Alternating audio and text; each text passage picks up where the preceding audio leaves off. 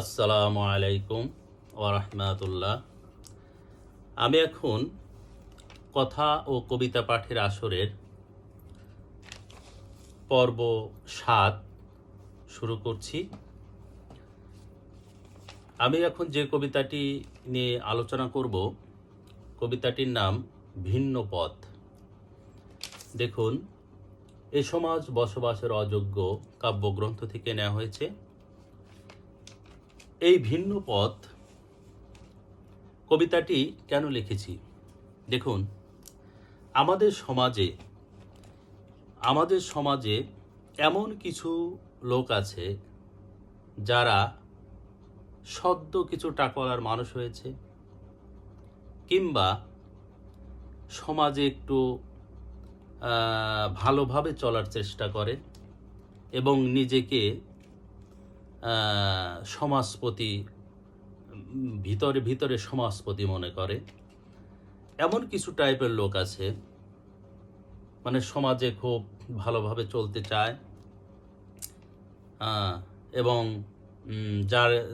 যারা মনে করে যে সবাই যাতে তাকে মান্যগণ্য করে, এমন কিছু লোক আছে। তাদের উদ্দেশ্যে কবিতাটি লেখা। দেখুন, কবিতাটির নাম ভিন্ন পথ। তার মানে ওরা মানুষকে পথ দেখায় আর ওরাই ভিন্ন পথে চলে। ওরাই মানুষকে পথ দেখাতে চায় আর ওরাই ভিন্ন পথে চলে। কিভাবে? তোরা সমাজে বড় বড় কথা বলিস, তোরাই তো সমাজে বাঁকা পথে চলিস। ওরা সমাজে কিন্তু বড় বড় কথা বলে, নীতিবাক্যের মতো কথা বলে, কিন্তু ভিতরে দেখবেন ওরাই বাঁকা পথে চলে। আপনি বুঝতে পারবেন, তেমন একটা বুঝতে পারবেন না। লুটে পুটে খাস তোরা অন্যের ধন, বাহিরে বোঝা দায় তোদের মন। ওরা কিন্তু ভিতরে লুটে পুটে খায়।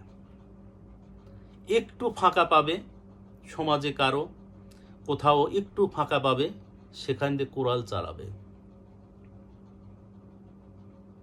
লুটে পুটে খাস তোরা অন্যের ধন, বাহিরে বোঝা দায় তোদের মন। বাহিরে আপনি বুঝতে পারবেন না, হ্যাঁ বুঝলেও চুপ করে থাকতে হবে, কিছু বলতে পারবেন না। ষড়যন্ত্রের ঝড় তুলে মৃদু হেসে চলিস, তোরাই তো বাঁকা পথে চলিস। ষড়যন্ত্রের ঝড় তুলে মৃদু হেসে চলিস। ওরা কিন্তু ভিতর ভিতরে ষড়যন্ত্র করে, পুশিং দেয়, ভিতরে ভিতরে খারাপ বুদ্ধি দেয়, কুবুদ্ধি দেয়। কুবুদ্ধি দিয়ে ষড়যন্ত্রে মেতে থাকে, অথচ বাহিরে বোঝায়, বাহিরে মৃদু হেসে চলে। বুঝতে পারবেন না ওদের ভিতরের চেহারা। ষড়যন্ত্রের ঝড় তুলে মৃদু হেসে চলিস, তোরাই তো বাঁকা পথে চলিস। যত অনাচার অনিয়ম ব্যভিচার, মানুষের অন্তরে চালাস স্টিম রোলার।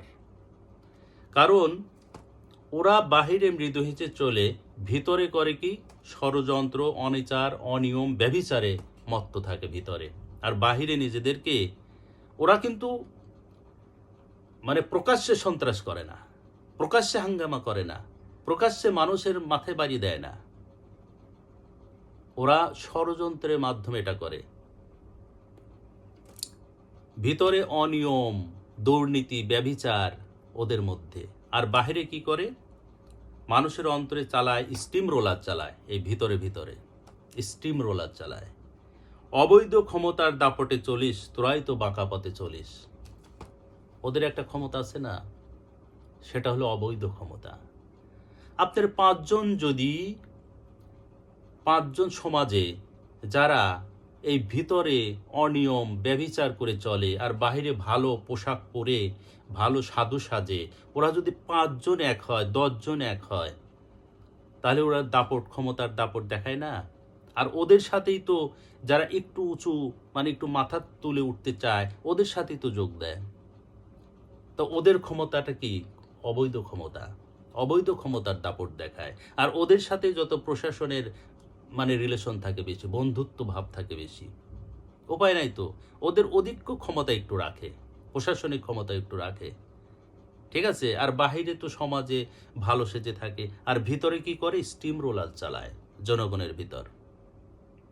কোথা থেকে 2 পয়সা আসবে, কোথায় কোন ফাঁকা পাবে সেখানে ঢুকে পড়ে, আর সেখান থেকেই মাল ধরে নিয়ে আসে। এলোই ওদের কাজ। অবৈধ ক্ষমতার দাপটে চলিস, তোরাই তো বাঁকা পথে চলিস। ভিতরে তোদের মন এত যে ঘৃণ্য, নিজেদের ভাবিস মানুষ থেকে ভিন্ন। তোদের ভিতরের মনটা খুবই ঘৃণ্য, জঘন্য, তোরা তো বুঝবি না। নিজেদের ভাবিস তোরা মানুষ থেকে ভিন্ন। তোরা মানুষ না, এটা মনে করিস যে তোরা অন্য কিছু, এটাই তোরা ভাবিস, মানে এটাই ওরা ভাবে যে ওরা অন্য কিছু। অথচ ভিতরে ওদের মন এত জঘন্য, এত নিকৃষ্ট, কল্পনা করা যায় না।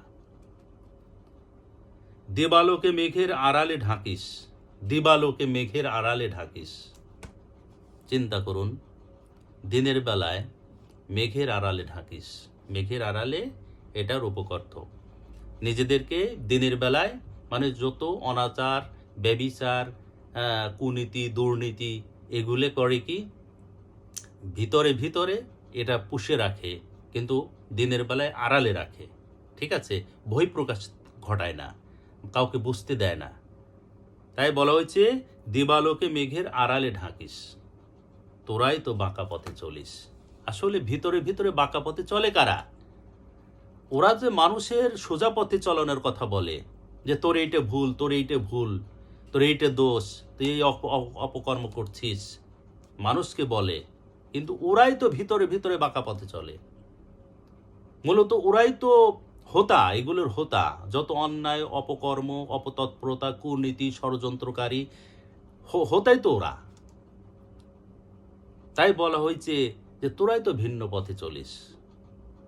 কবিতার নাম ভিন্ন পথ কেন রাখা হয়েছে এখন বলুন?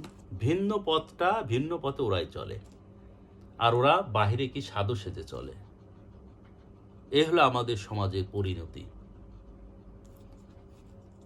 কথা ও কবিতা পাঠের আসরের এখন পর্ব 7 শেষ করলাম। সবার সুস্বাস্থ্য কামনা করে শেষ করছি। আসসালামু আলাইকুম।